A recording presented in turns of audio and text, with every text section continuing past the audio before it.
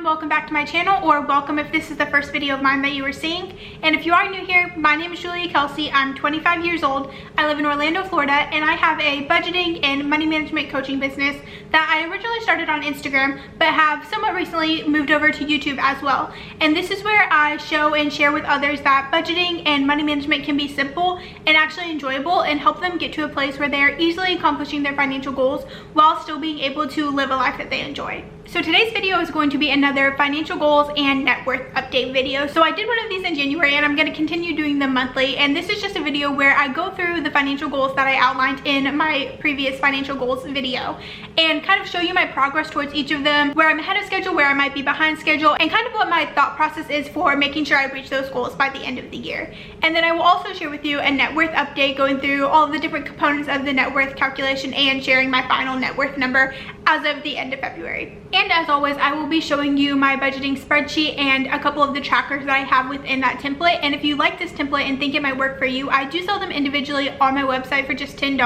And that includes all of the budgeting templates I show you during my budget with me videos, as well as all of the trackers I'll show you today. So if you are interested in that, I will leave the link in the description below. And all of these trackers are always included in any of my coaching packages as well. So now let's jump right in and see what I was able to accomplish in the month of February. So just like in the January video, I'm going to start with my goals tracker and going through my goals for 2022.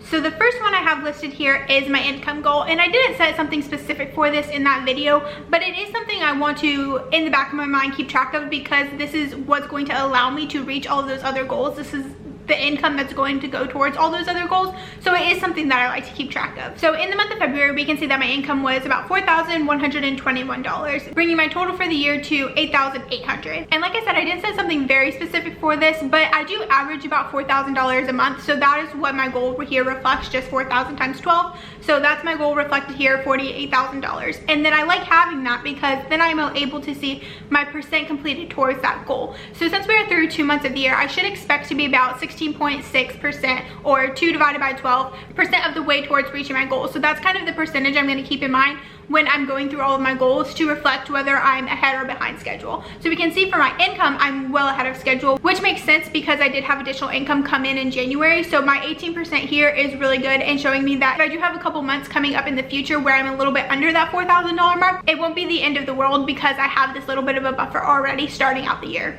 And then the next items are my expenses. And again, I didn't have a specific dollar amount set for this one, but I did have an indirect goal for this one, and that was to have only 75% of my income going towards expenses and the other 25% going towards all of my other financial goals. So that is how I came up with my goal for this one, just 75% of that income goal that I made in the first line. So my expenses for February were under $3,000, so it came in at $2,989, bringing my total for the year to just over $6,000. And then again, my goal is just 75% of that income goal, so $36,000. And again, my percent completed for expenses were at 16.7. And now for expenses, these are one of the items that we would actually want to be under that 16.6 or whatever your threshold is for gauging the progress towards your goals. So this is something that we would want to be right at that 16.6 or under. So just slightly above this, not a big deal, and shows that we're doing pretty good at staying at that 75% for the year. And then the next section is my debt section. And like I've mentioned many times before, my biggest debt priority are my student loans. So both of the line items here reflect that. So the first one is my student loans and its minimum payment. So this line item just tracks that I'm making my minimum payment each month. So we can see I made it in January, February, and that brings my total to $1,823. And then my goal for this one is really simple. It's just my minimum payment times 12. So it's just under $11,000 for the year. And again, we can see my percent completed right at my 16.7, which makes sense because I've made my 2 minimum payments out of the 12 that I'll make for the year.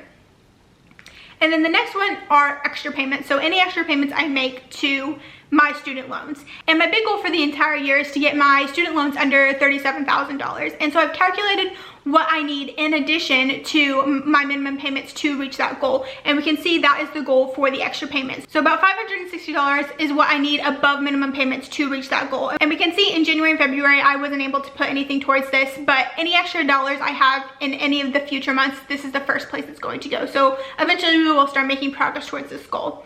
And obviously, since I haven't been able to make any extra payments, this percentage is just 0. And then in the next line item, we can just see my debt progress as a whole. So we can see my overall goal for minimum payments and extra payments is $11,500, and we can see that I'm at basically 16%. So slightly under that 16.6 that I would want to be at, but also not terrible for being 2 months into the year. So showing that I'm making good progress and that I might just need to step it up a bit more towards the end of the year if I really want to hit this goal. And then the next section is my investing section, and like I previously mentioned, my main priority for the year is going to be my debt payoff, so not as much of a focus is being done in this section, but I do have one specific goal here, and then I also have my 401k just to keep track of. So the first line item is my 401k, which was my main source of retirement investing when I had my 9 to 5. So we can see that I tracked a contribution in January because that was my last month of my 9 to 5, and you can see that I didn't have any contribution in February. And I don't have a specific goal for this one because this one's a little bit up in the air. I'm not exactly sure when or how I'm going to roll over this to where I can start making contributions again. So until I have a couple of those questions answered, I'm not making a specific goal here, and I'm just going to focus on the next line item, which is my Roth IRA. So this is my main investing goal for the year, which to begin with is just opening the IRA, whether that is rolling the 401k into one or just opening a brand new account. And then once I have that opened, to contribute $2,000 to it. And this is definitely going to be a second half of the year focus, which you can see I haven't made any progress towards this just yet because I know that it's going to be the second half of the year that this progress really starts happening. So we can see zeros across the board, but then that goal of $2,000 that I will really focus on towards the second half. And then the next section is my savings section. Now I just have a couple of line items here. The first one being my sinking funds. So these are the short-term savings that I have for larger expenses that just come up throughout the year that you may not know when they're going to happen, or you may not know how much they will be when they happen, but you want to be prepared ahead of time is exactly what these are for. So we can see in February that I put $220 towards my sinking funds for a total of $470 for the year. And I came up with my goal for this line item by estimating what I think I'm going to spend in each of my individual sinking fund categories and then adding them together. So that came to the $3,500 that you see here.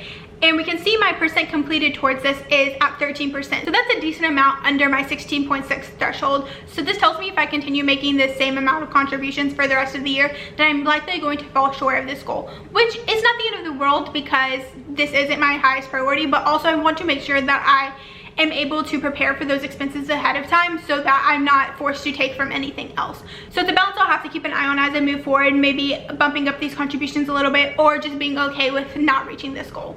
And then the next one is almost like another debt item. This is my student loan fund. So this is a fund where I will put my extra dollars in if it's just a little bit each month and accumulate a larger amount and then use that to make those extra student loan payments. So this is going to have the same goal as that extra payment line did that we talked about previous. So that $563 again is my goal here. And again, I wasn't able to put anything towards this in February, but anything extra I have in any of the coming months, this is the first place it will go.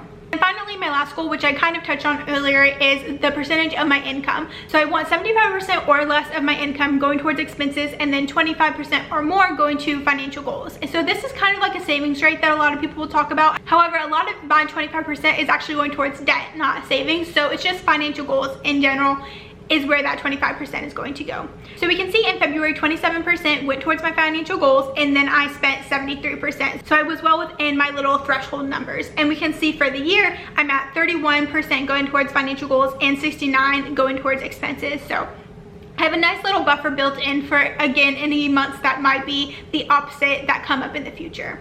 And then just real quick, I will touch on my savings trackers. So I only have 2 savings accounts right now. One that I already mentioned, which is that student loan fund to make extra student loan payments, and then my emergency fund. So this just keeps track of the balances within each one and any deductions or allocations that are made throughout the month. So we can see in February, there was actually a deduction from my emergency fund that I had to use. So $2,500 came out of there. And we can see my current balance is now $12,500 in there since we started at my $15,000.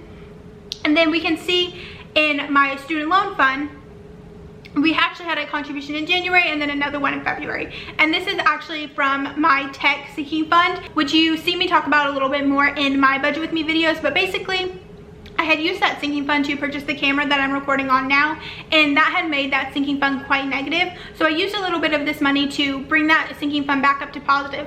And now any allocation that I put towards that sinking fund each month goes right back into this account to replenish that amount. So that's what that $50 and $25 is doing, replenishing money that I had taken out of this at the end of 2021.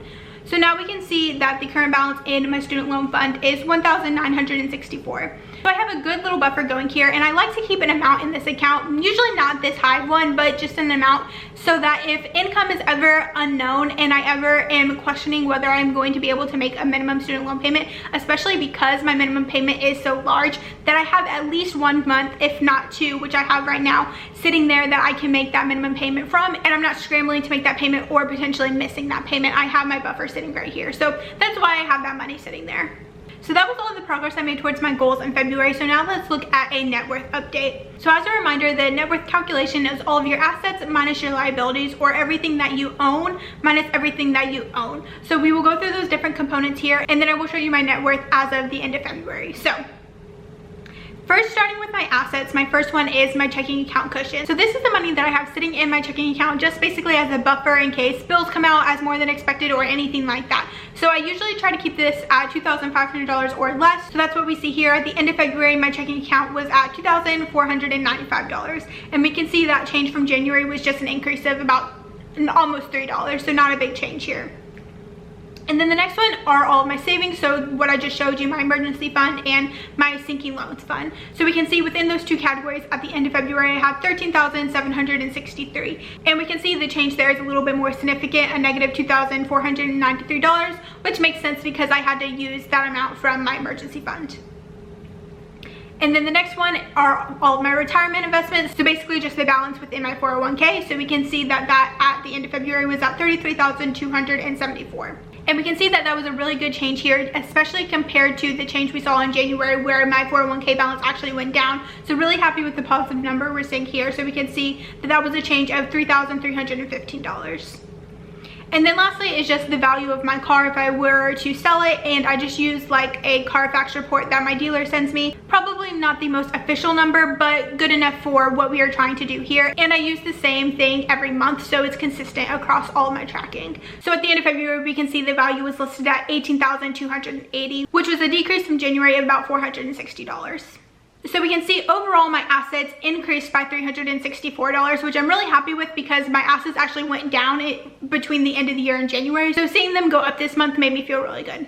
And then next, moving on to the liabilities. So this is everything that I owe, which again is mainly my student loans and then also my car loan. So we can see at the end of February, my student loans were at $44,102. And we can see the change of that was a negative $792. So basically that is the part of my minimum payment that went towards principal, and that other like a little bit less than $200 went towards interest. And then my car loan at the end of February was at $19,983, and I have 0% interest on this loan for like the first 3 years. I did buy my car in 2020. So this change here, this negative almost $303, is just my car payment going straight to paying down that principal.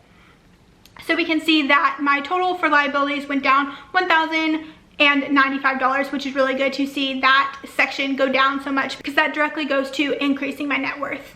And so my net worth at the end of February came to $3,727, and that was an increase of $1,460. So I'm really happy with this progress because if you watched my January video, my net worth actually went down a couple $100s in that video. So being able to see not only a positive increase, but such a large positive increase is really exciting, and just makes me even more excited to reach my net worth goal of $10,000 by the end of the year.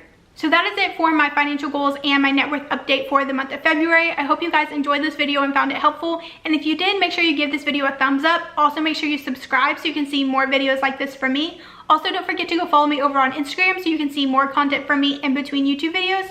And with that, I will see you guys in the next one.